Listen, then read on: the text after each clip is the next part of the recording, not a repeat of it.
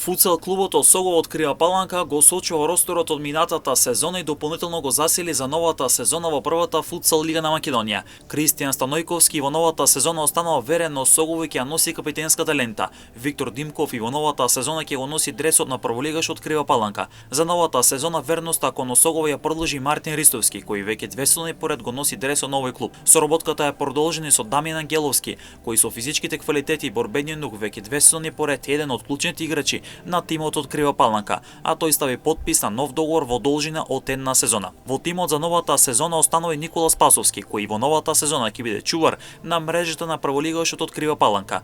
Осогово за новата сезона се засили со репрезентативецот на Македонија и еден од најдобрите играчи во Македонија, Мартин Тодоровски, кој ќе биде големо засилување за Осогово.